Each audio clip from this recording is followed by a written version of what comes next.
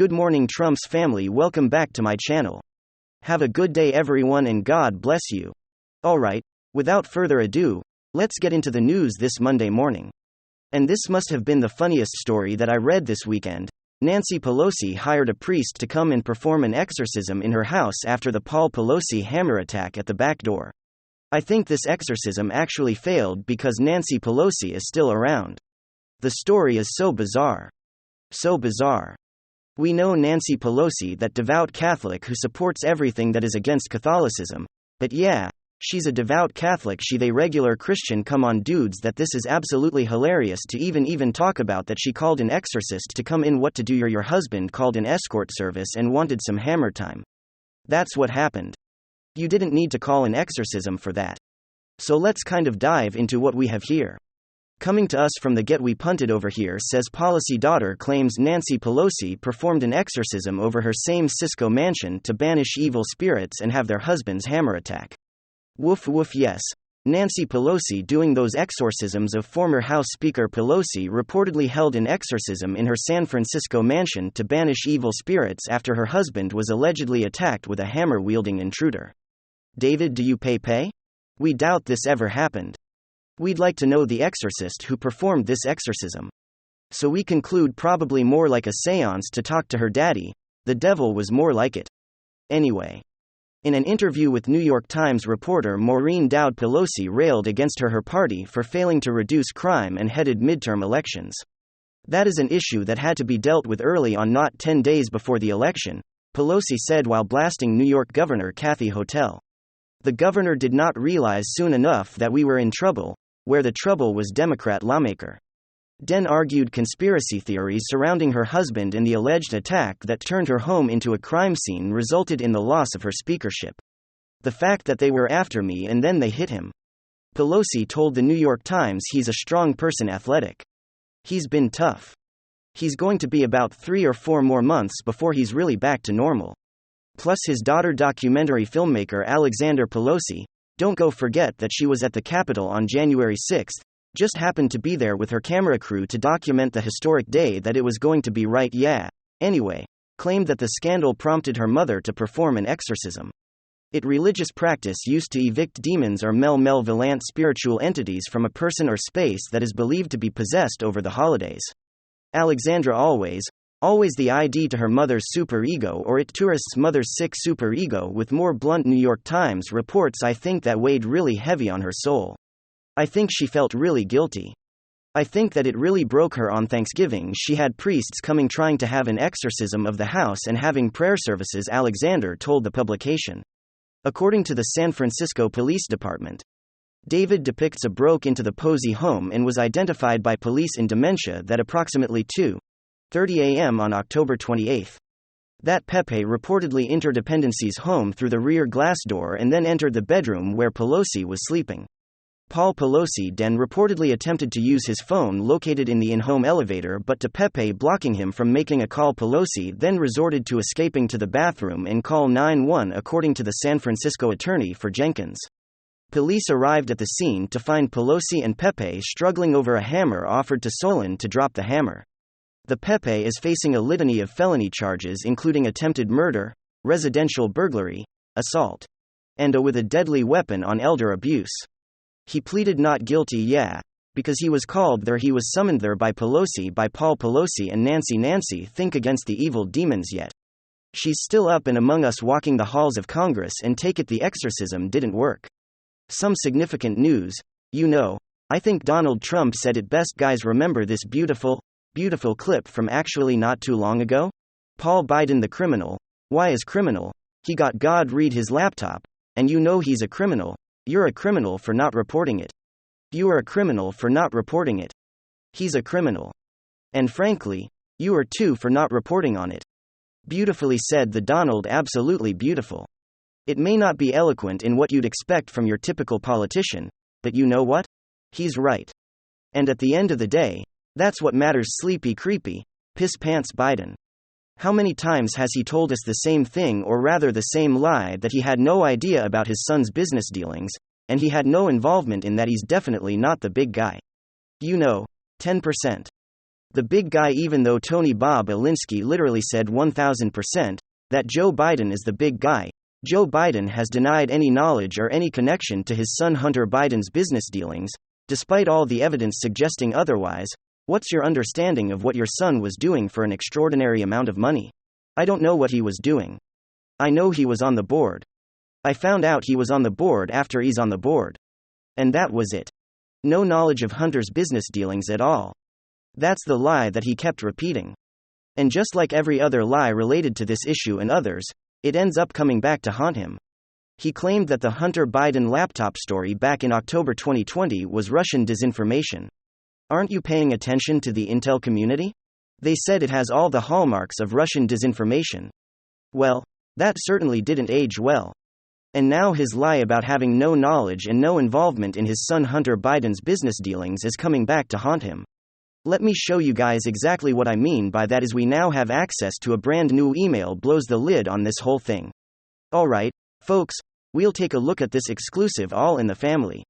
Joe Biden is named in a 2017 email discussing multi-million-dollar gas deal with China, with Louisiana lawyer writing to brother Jim that he arranged a call with the former vice president and his son Hunter to discuss the purchase. Joe Biden was named in an email found on Hunter Biden's laptop discussing a 25 million ton gas deal with China in October 2017. Hunter and his uncle Joe's brother Jim were brokering a multi-million-dollar deal to supply gas from Louisiana to the country on behalf of their business partners, Chinese energy giant CFC. At the time, Joe Biden had finished his term as vice president and had yet to announce any plans for a run for president in 2020. And here's the email. Dear Jim and Hunter, I confirm that your contact for shinier gas sales is Chad Whiteside. Located in their Houston office, his email, I confirm I have requested him to be available for a call from Joe Biden and Hunter Biden on Monday morning to discuss the purchase of the 5 million tons of gas.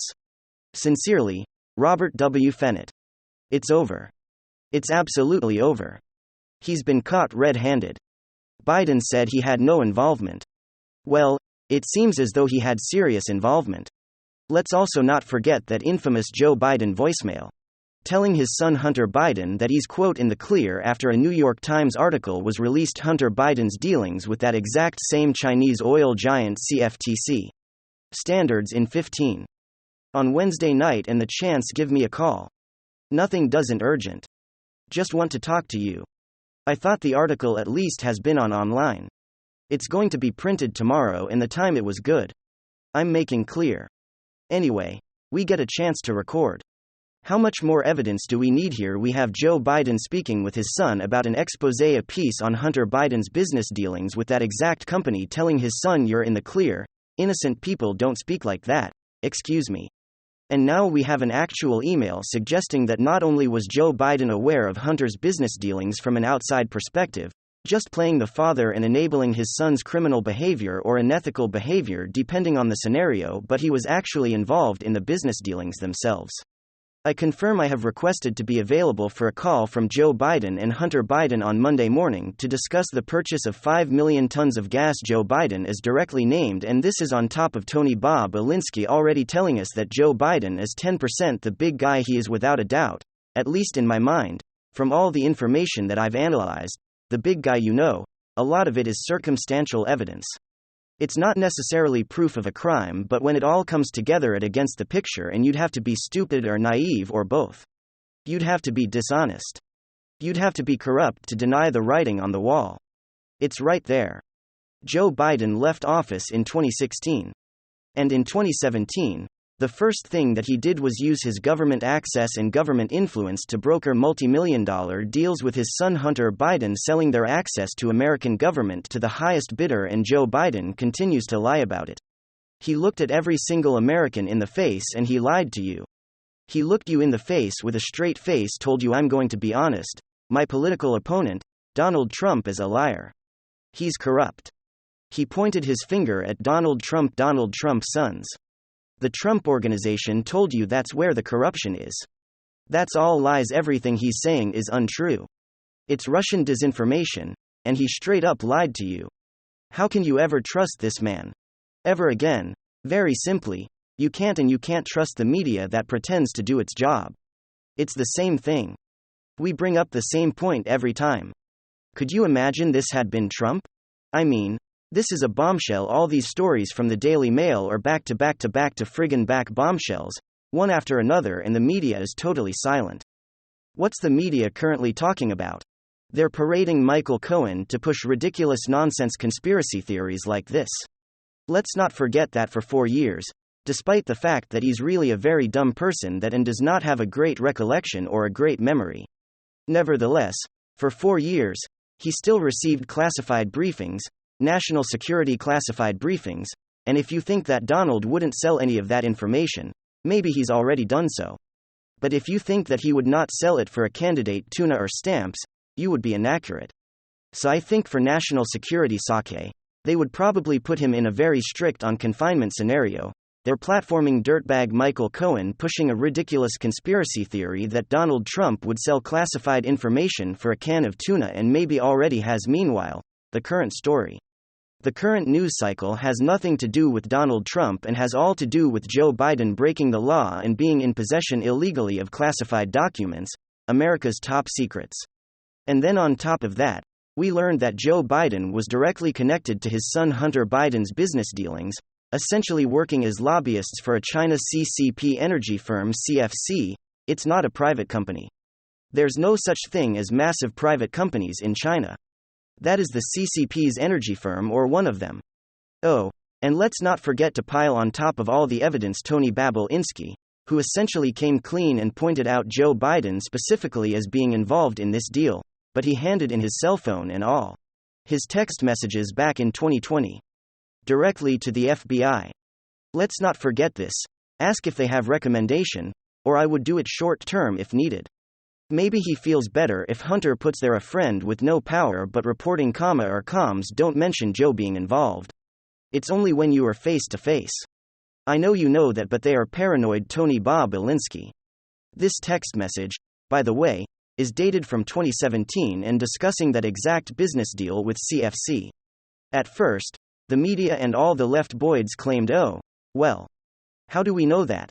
It's Joe Biden. It could be any Joe. Joe's a real common name. Well, now we have this. Look at the text message.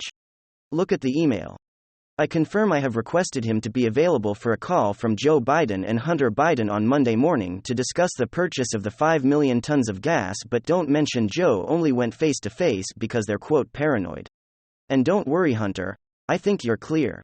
You're in the clear, says Joe Biden to his son back in December 2018, after the New York Times wrote a story on the CFC chairman Ye Zhongmen, who had been arrested and convicted of bribery.